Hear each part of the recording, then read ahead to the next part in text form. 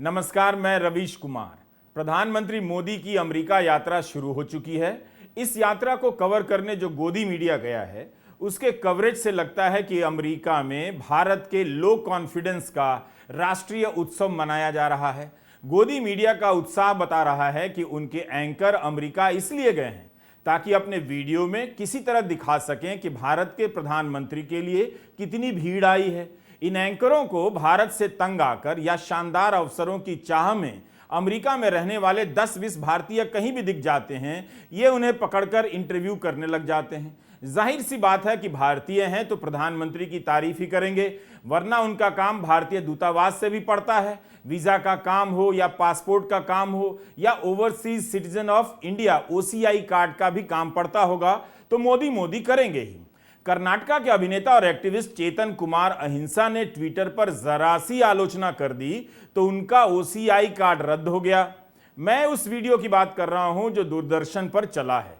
Washington DC में white house के सामने जमा कुछ बुजुर्ग म्यूजिक सिस्टम ऑन कर डांस कर रहे थे। किस लिए?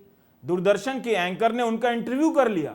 YouTube में कॉपीराइट के नियम हैं, इसलिए दिखा नहीं सकता, मगर रोहित ने उस वीडियो के आधार पर एक एनिमेशन बना दिया है जिससे आपको अंदाजा हो जाएगा कि दूरदर्शन की उस रिपोर्ट में क्या चल रहा था। दूरदर्शन पर दिखाया जा रहा है कि 10 लोग म्यूजिक सिस्टम लगाकर गोल गोल डांस कर रहे हैं। प्रधानमंत्री उस समय वॉशिंगटन पहुंचे भी नहीं हैं, लेकिन अमेरिका के राष्ट्रपति के निवास के बाहर ये 10 लोग म्यूजिक बजाकर गोल गोल डांस कर रहे हैं। इसमें एक बुजुर्ग कह रहे हैं कि मोदी जी यूक्रेन की समस्या सॉल्व कर देंगे। 1.5 साल से रूस और यूक्रेन के बीच युद्ध चल रहा है। मणिपुर संभल नहीं रहा है, लेकिन मोदी जी यूक्रेन का प्रॉब्लम सॉल्व कर देंगे। अगर यूक्रेन का युद्ध रुक जाए तो सबसे पहले भारत का एक चैनल बंद हो जाए, हिंदी का, जो दिन रात युद्ध का नया पुराना वीडियो दिखाता रहता है। इस तरह के वीडियो में यात्रा को लेकर उत्साह बनावटी लगते हैं। इनमें विदेश नीति को लेकर कोई खास जानकारी भी नहीं होती।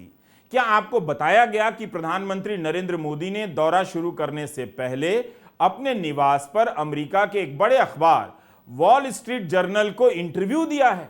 इसमें क्या लिखा है इन्हें बताना चाहिए और आपको जानना चाहिए, इसलिए हम बता रहे हैं।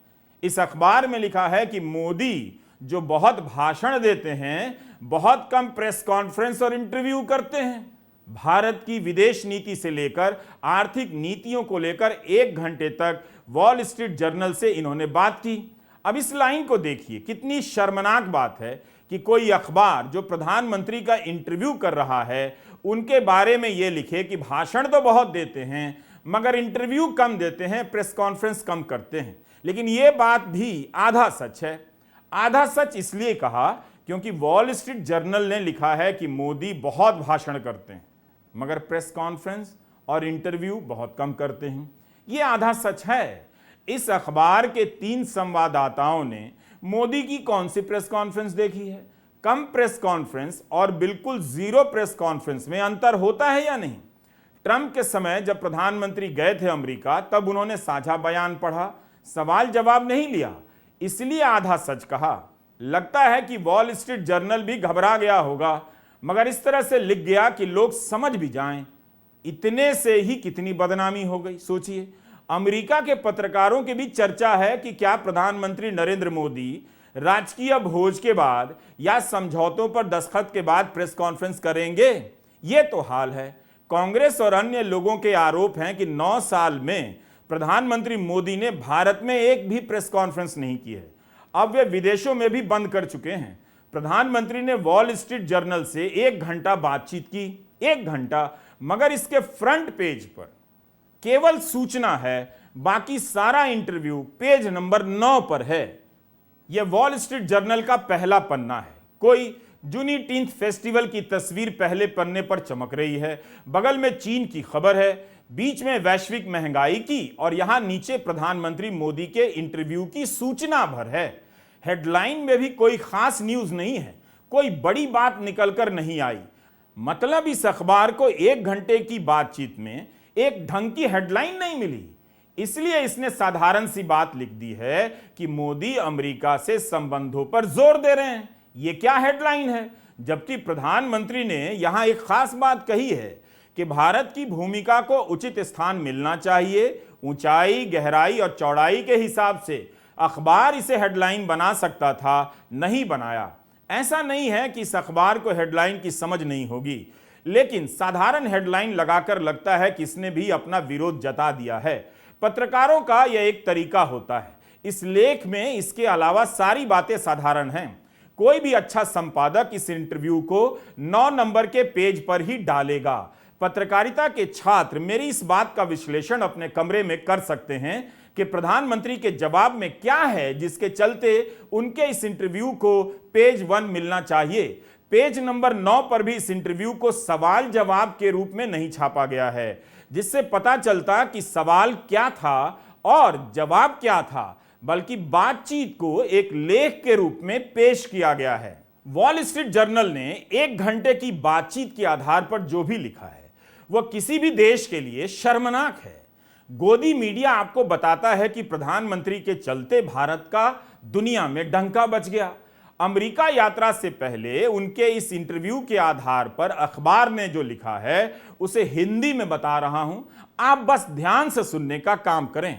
वॉल स्ट्रीट जर्नल लिखता है कि मोदी के विरोधी और मानवाधिकार कार्यकर्ता यह आरोप लगाते हैं कि हिंदू राष्ट्रवादी मोदी की पार्टी धार्मिक आधार पर ध्रुवीकरण की राजनीति करती है और लोकतंत्र को कमजोर कर रही है, प्रेस को दबाया जा रहा है। लेकिन इसमें प्रश्नवाचक चिन्ह नहीं है, वाक्य की तरह लिखा गया है।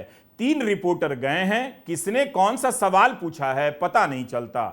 इसलिए कहा कि इस अखबार ने सवाल जवाब के तौर पर अगर इंटरव्यू छापा होता तो क्रम से पता चलता कि अखबार का सवाल क्या था और उसके बाद प्रधानमंत्री का जवाब क्या था।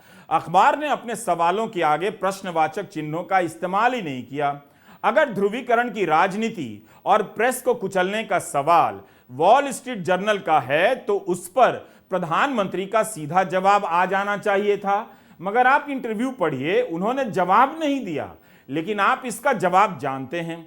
अखबार का सवाल है कि क्या भारत की सत्ताधारी पार्टी यानी बीजेपी धार्मिक ध्रुवीकरण और हिंदू राष्ट्रवाद की राजनीति करती है। इसका भी जवाब आप जानते हैं, मगर प्रधानमंत्री क्या जवाब देते हैं वो महत्वपूर्ण है। ये वही जवाब है जो नेहरू के समय से दिया जा रहा है, अनेकता में एकता, विविधता में एकता टाइप।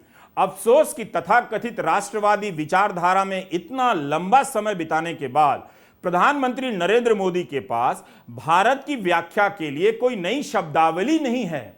यह वही जवाब है जिसे एनसीईआरटी बच्चों को कई दशकों से रटवा रहा है। मोहन भागवत से लेकर संघ के जितने भी लोग हैं जो खुद को गंभीर मानते हैं वो मेरी बात से इनकार नहीं कर सकते। वे बस इतना बता दें कि अगर वे मानते हैं कि उनकी राजनीतिक विचारधारा मौलिक है, गांधी और नेहरू से अलग है, पश्चिम की सोच से अलग है, तो इस जवाब में क्या नया है? क्या प्रधानमंत्री ने विविधता की कोई नई व्याख्या रच दी है? प्रधानमंत्री का जवाब मैं हिंदी में अनुवाद के बाद पढ़ रहा हूं। प्रधानमंत्री नरेंद्र मोदी कहते हैं कि हजारों साल से भारत एक ऐसी भूमि रहा है जहां सभी आस्थाओं को मानने वाले लोग आजादी, शांति और समृद्धि के साथ रहते आए हैं। आप पाएंगे कि दुनिया के सभी धर्मों के लोग भारत में रहते हैं। यही बात तो नेहरू के समय से कही जा रही है। नेहरू भी कहते हैं, राहुल गांधी भी कहते हैं और यही बात मोदी जी भी कहते हैं। आपने देखा अखबार का सवाल कुछ और है, धार्मिक ध्रुवीकरण, लोकतंत्र की समाप्ति का।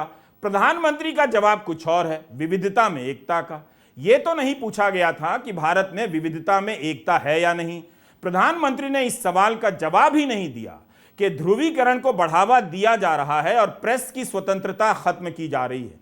यह वही रटा रटाया जवाब है जो हजारों साल से चला आ रहा है। आए दिन खुद को धर्मगुरु कहने वाले मुसलमानों के आर्थिक बहिष्कार का ऐलान करते रहते हैं। आप जानते हैं, अभी आपने देखा उत्तराखंड में क्या हुआ।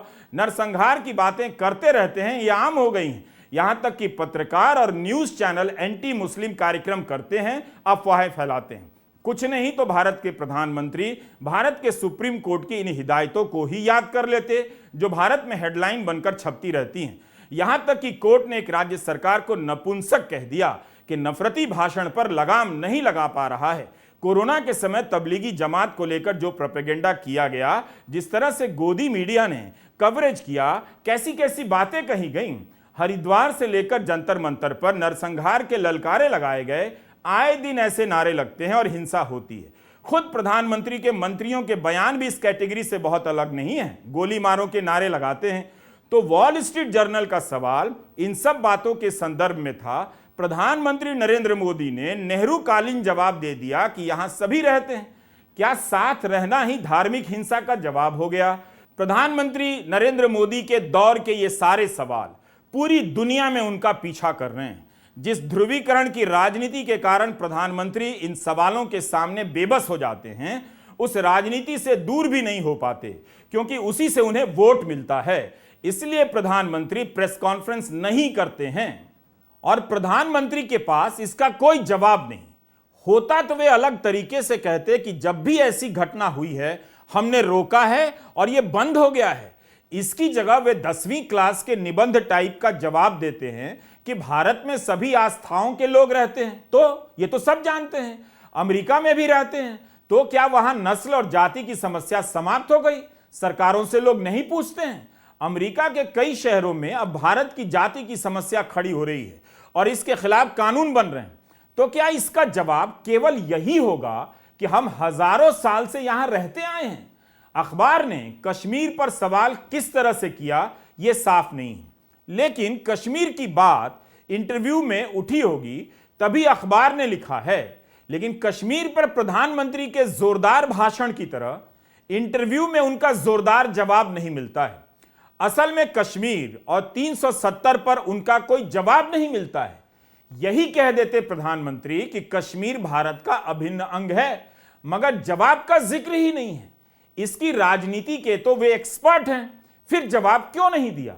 अखबार पढ़ लेने से पढ़ना नहीं हो जाता है, इंटरव्यू को लेख बनाकर छापा गया है, इस खेल को भी समझना होता है। 1 घंटे की बातचीत हुई है तो काफी बातचीत हुई होगी, मगर अखबार ने केवल 9 जगहों पर प्रधानमंत्री के कोट का इस्तेमाल किया है, उनके कथन का, वो भी बहुत संक्षिप्त है। इस तरह से उद्धरण चिन्हों के साथ इस्तेमाल किया गया है। इन 9 में से ज्यादातर साधारण बातें हैं, केवल 2 बयान को छोड़कर कि भारत को उसका हक मिलना चाहिए, स्थान और भूमिका तय होनी चाहिए। चीन को लेकर पूछे गए सवाल का जवाब भी साधारण है कि हम एक दूसरे की संप्रभुता का सम्मान करते हैं और अपनी संप्रभुता की रक्षा करने के लिए स्वतंत्र हैं और तैयार हैं। यूक्रेन युद्ध को लेकर शांति की बात करते हैं, मगर शांति कायम नहीं हुई है, इसे लेकर किसी पर सवाल नहीं उठाते। इन जवाबों को पढ़कर आपको मजबूरी की झलक मिलती है, मजबूती की नहीं। प्रधानमंत्री का इंटरव्यू किस माहौल में हुआ होगा, किन शर्तों पर होता है, यह सब आप नहीं जानते, हम भी नहीं जानते। लेकिन एक बात आप जानते हैं, हम भी जानते हैं, प्रधानमंत्री की पूरी राजनीति न्यूज चैनलों से जुड़ी हुई है।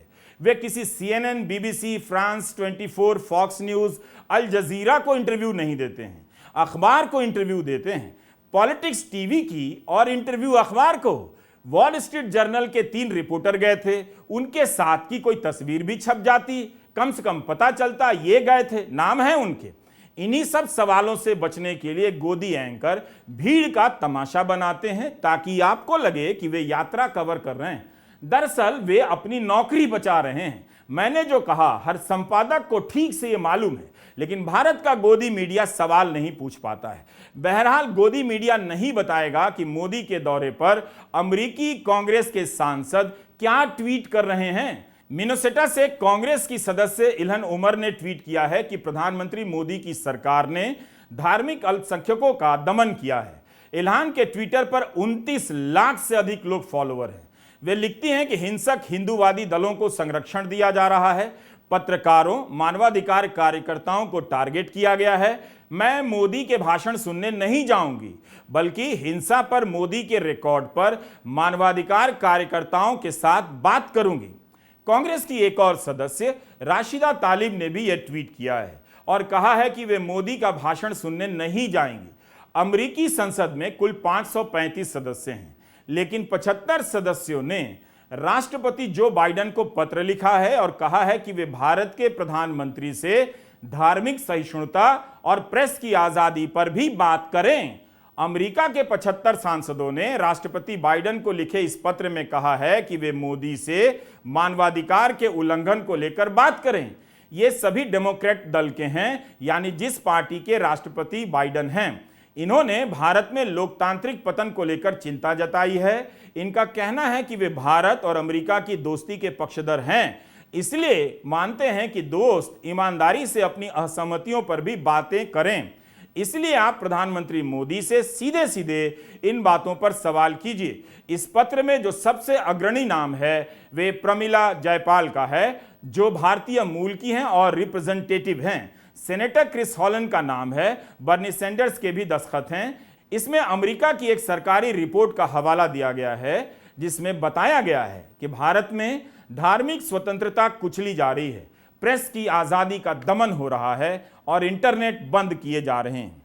सांसदों के इस पत्र में लिखा गया है कि हम किसी राजनीतिक दल या खास नेता का समर्थन नहीं करते हैं। यह भारत के लोगों का अपना चुनाव है, लेकिन हम उन मूल सिद्धांतों पर खड़े रहना चाहते हैं जो अमेरिकी विदेश नीति का हिस्सा है। यहां मैं दो बातें कहना चाहता हूं। अमेरिकी विदेश नीति कोई महान नीति नहीं है, उसके अपने जाल जंजाल हैं और उस पर सवाल होने चाहिए। लेकिन इस पत्र में जो कहा गया है, क्या वो गलत है? इस पर आप सोचिए। दुनिया में जब कोई कहे कि भारत ने प्रेस खत्म कर दिया गया है, तो नाराज होने की जरूरत नहीं। इसका जवाब आप जानते हैं। नहीं जानते हैं तो किसी गोदी चैनल को एक बार देख लीजिए और हिंदी के किसी अखबार को एक दिन ठीक से पढ़ लीजिए। ऐसा नहीं है कि अमेरिका में इन पहलुओं पर सब अच्छा ही है। यह भ्रम भी नहीं रखना चाहिए कि अमेरिका का प्रेस बहुत अच्छा है, लेकिन इससे यह सवाल खत्म नहीं हो जाता कि भारत में प्रेस खत्म हो गया है। आप जानते हैं कि गोदी मीडिया क्या है, कैसे काम करता है। आप दुनिया में इस गोदी मीडिया के कारण कहीं भी जाएंगे शर्मिंदा होंगे ही। दिन रात भारत के गोदी मीडिया में एंटी मुस्लिम एजेंडा चलता है, नफरत फैलाई जाती है। इस राजनीति से वोट लिया जाता है। किसकी कीमत पर? भारत की साख की कीमत पर। दुनिया में काफी कुछ बदल गया है। सुपर पावर होने का दावा कोई भी कर देता है और किसी का पावर चल नहीं रहा। इस खबर की चर्चा नहीं हुई कि अमेरिका के विदेश सचिव 2 दिन के लिए चीन में थे। चीन के राष्ट्रपति शी जिनपिंग से उन्होंने मुलाकात की है। इसी वॉल स्ट्रीट जर्नल ने प्रधानमंत्री के इंटरव्यू से पहले छापा है कि अमेरिका चाहता है कि चीन के साथ तनाव कुछ कम हो, चीन के साथ सहमति बने, रिश्तों में सुधार हो और उच्च स्तरीय संवाद कायम हो। दोनों देशों के बीच हवाई उड़ानों की संख्या बढ़े और चीन अमेरिका को फेंटानिल नाम की दवा की सप्लाई करता रहे। दवा मांगने गए हैं चीन से। चीन ने भी विदेश सचिव ब्लिंकेन को भाव दिया और राष्ट्रपति शी ने यह भी सुना दिया कि अगर संबंधों को बेहतर रखना है तो सकारात्मक कदम उठाइए। ब्लिंकेन ने क्यूबा में चीन की गतिविधियों को लेकर चिंता जताई। इन प्रश्नों पर ठोस नहीं हुआ, मगर रिश्ते सामान्य करने पर जोर दिया गया। तो एक तरफ यह खबर छप रही है, अमेरिका चीन से संबंध सुधारने के लिए दूत भेज रहा है। दूसरी तरफ यह खबर छप रही है कि चीन को काउंटर करने के लिए अमेरिका भारत को अपने पाले में खींच रहा है। इन दोनों बातों को ध्यान में रखकर विश्लेषण कीजिए तो प्रधानमंत्री मोदी की यात्रा का एक तरफा फायदा भारत को नहीं दिखता। क्या आपको बताया जा रहा है कि इस यात्रा से अमेरिका को कितना फायदा है और भारत को कितना फायदा हो रहा है? इसलिए आपसे गुजारिश है कि आप विदेश यात्रा को हल्का बनाने के इस तरह के अभियानों से दूर रहिए। इन लोगों को नाचने दीजिए। ऐसे वीडियो से प्रभावित होने की जरूरत नहीं है कि स्पीकर लेकर, म्यूजिक सिस्टम लेकर व्हाइट हाउस पहुंच गए और 10 लोग गोल गोल गोल गोल गोल गोल गोल गोल डांस करने लग गए। क्या वो पिकनिक स्पॉट है? इससे मजाक उड़ता है कि जिनकी लोकप्रियता की चर्चा दुनिया में है, उनके लिए 10 लोग आए हैं। टाइम्स स्क्वायर पर ये लोग जमा होकर क्या लोकप्रियता का प्रदर्शन कर रहे हैं? इतने भारतीय तो कभी भी वहां पर घूमते फिरते मिल जाते हैं। मेरा तर्क है कि नाचने गाने और मोदी के वीडियो से प्रधानमंत्री की अमेरिका यात्रा का महत्व बड़ा नहीं हो जाता और ना इसमें उनकी यात्रा का महत्व है। इसके लिए मोदी सिस्टम ही जिम्मेदार है। मोदी सिस्टम में बीजेपी, विदेशों में काम करने वाली बीजेपी, आईटी सेल, गोदी मीडिया वगैरह आते हैं। ये हालत हो गई है कि न्यूयॉर्क के इस वीडियो को बीजेपी का हर बड़ा नेता ट्वीट कर रहा है, और तो और कैमरा कभी भी जूम आउट करके नहीं दिखाता कि एयरपोर्ट पर कितने लोग आए, हमेशा क्लोजअप में दिखाता है ताकि 10 लोग, 50 लोग या 100 लोग ही नजर आए। प्रधानमंत्री मोदी के लिए जहां भारत में हजारों लोग रैलियों में सुनने के लिए आते भी हैं खुद से और बसों में ढोकर भी लाए जाते हैं, उनके लिए न्यूयॉर्क हवाई अड्डे पर जो 100-200 लोग आए हैं, तो क्या यह बहुत बड़ी बात हो गई? उनकी यात्रा की सफलता की यह तस्वीर कैसे बन जाती है? क्या ये लोग एक तरह से लोकप्रियता का मजाक नहीं उड़ा रहे कि जिस नेता को ग्लोबल लेवल पर लोकप्रिय बताया जा रहा है, उनके लिए यही 20, 50, 100 लोग मोदी मोदी कर रहे हैं? अगर इतना ही प्रभाव होता तो न्यूयॉर्क से लेकर वॉशिंगटन में हजारों भारतीय रहते हैं, सब अपनी दुकानें बंद कर देते, दफ्तर से छुट्टी ले लेते और स्वागत करने पहुंच जाते या टाइम्स स्क्वायर पर आ जाते। इसी न्यूयॉर्क में मेडिसन स्क्वायर है, वहां हजारों की संख्या में भारतीय गए ही थे। टेक्सास की चुनावी रैली में भी हजारों लोग गए थे। जब हजारों की भीड़ के पुराने वीडियो हैं तो 10 लोग नाच रहे हैं, इसका नया वीडियो चलाकर क्यों जग हंसाई करवा रहे हैं? हर बात में टेस्ट करना कि प्रधानमंत्री अभी लोकप्रिय हैं या नहीं, उन्हीं के कद को हल्का करता है। जब आप विदेश यात्राओं को लेकर चिढ़ाने लग जाएंगे, बढ़ा चढ़ाकर दावे करने लग जाएंगे, तो जवाब में यही सब बातें होंगी कि उनके स्वागत में कौन आया और कौन नहीं आया, जबकि इन बातों का खास महत्व नहीं होना चाहिए। जब आप सारी यात्राओं को इस स्तर पर ले आएंगे कि कैसे स्वागत हुआ, तो विपक्ष भी अपने टाइम का फोटो निकालेगा और जवाब देगा। जैसे कई लोग ट्विटर पर लिखने लगे हैं कि जब प्रधानमंत्री के रूप में जवाहरलाल नेहरू गए थे तब क्या हुआ था और कितनी भीड़ आई थी। ट्विटर पर अशोक स्वैन ने यह तस्वीर डाली है, 1949 की है। अशोक ने लिखा है कि अक्टूबर 1949 में जब नेहरू न्यूयॉर्क गए तब हैरी एस ट्रूमन राष्ट्रपति थे और इस तरह से स्वागत हुआ। इसमें अमेरिकी लोग आए थे, गुजराती एनआरआई नहीं। अशोक ने इस फोटो का सोर्स देते हुए लिखा है कि ये Harry S Truman library and museum से है। उसी तरह से ये वीडियो भी अशोक स्वैन ने ट्वीट किया है कि कैसे नेहरू नवंबर 1961 में रोड आइलैंड गए, तब राष्ट्रपति कैनेडी एयरपोर्ट पर लेने आए और फिर वहां से दोनों राष्ट्रपति के विमान एयरफोर्स 1 में सवार होकर वॉशिंगटन गए। JF Kennedy presidential library and museum का वीडियो बताया जा रहा है। नेहरू का दो राष्ट्रपतियों ने हवाई अड्डे पर स्वागत किया। मनमोहन सिंह ने भी अमेरिकी कांग्रेस को संबोधित किया। प्रधानमंत्री मोदी दूसरी बार संबोधित करेंगे। ऐसा लग रहा है कि सारा देश यूपीएससी की प्रीलिम्स की परीक्षा दे रहा है और उसे इन प्रश्नों के उत्तर को टिक करना है। विदेश यात्राओं की इस आधार पर तुलना बेमानी है, मगर इसके लिए जिम्मेदार तो मोदी हैं और मोदी सिस्टम है। इस तरह की खबरें अखबारों में भर गई हैं कि भारत के 9 प्रधानमंत्री 34 बार अमेरिका गए, मिला क्या ये बताइए, क्या करेंगे इसे जानकर। लिखा है कि जवाहरलाल नेहरू, इंदिरा गांधी, नरेंद्र मोदी का स्वागत 3 अलग अलग राष्ट्रपतियों ने किया। इससे क्या हो गया? मोदी 9 साल में 5 बार अमेरिका जा चुके हैं। ये सब जानकारियां हैं। राष्ट्रपति जो बाइडेन अपने कार्यकाल में तीसरी बार राजकीय भोज दे रहे हैं। इसके पहले दक्षिण कोरिया और फ्रांस के राष्ट्रपति को इन्होंने राजकीय भोज दिया। विदेश यात्राओं को लेकर कौन से नीतिगत फैसले हुए, इनका विश्लेषण बहुत कम होता है। इनका नफा नुकसान बहुत कम बताया जाता है। पिछले समझौतों का विश्लेषण तो बिल्कुल नहीं होता। 2 नेताओं के आपसी संबंधों की व्याख्या होने लग जाती है। कपड़े कैसे पहने, गले कैसे लगे, मिले तो हंसे कि नहीं हंसे, जैसे समधी मिल रहे हों। अब विपक्ष पूछने लगा है। यूथ कांग्रेस के नेता बीवी श्रीनिवास ने भी ट्वीट किया है कि नेहरू ही एकमात्र प्रधानमंत्री हैं जिनका अमेरिकी राष्ट्रपति ने 2 बार स्वागत किया, राष्ट्रपति हैरी एस ट्रूमन और राष्ट्रपति कैनेडी। बीजेपी अगर एयरपोर्ट के स्वागत को ही महान उपलब्धि बताएगी तो जवाब भी इसी तरह का आएगा। बस जवाब 9 साल बाद आने लगा है। विपक्ष ने देर तो कर दी। इस यात्रा के दौरान प्रधानमंत्री मोदी पर बनी बीबीसी की डॉक्यूमेंट्री भी दिखाई जा रही है। प्रधानमंत्री के खिलाफ धरना प्रदर्शन भी होगा, जो हिंदी चैनलों पर शायद ही दिखाया जाएगा। नहीं दिखाया जाएगा, ना हिंदी के अखबारों में छापा जाएगा। आपको यही बताया जाएगा कि भारत का नाम हो गया है। नाम तो सदा से रहा है। नाम के नाम पर आपका काम तमाम किया जा रहा है, इसकी सोचिए। प्रधानमंत्री को भी गोदी मीडिया से, खासकर विदेश यात्राओं के समय, दूर रहना चाहिए। मेरी ये बात वे मान लें। ये गोदी मीडिया उनकी हर यात्रा पर गोबर लीप देता है। रवीश कुमार ऑफिशियल देखते रहिए। भारत के गोदी मीडिया ने दुनिया भर में भारत को शर्मिंदा कर दिया है। इस बात को गांव-गांव में जाकर इस वीडियो को देखने के बाद जरूर बताइए। नमस्कार, मैं रवीश कुमार।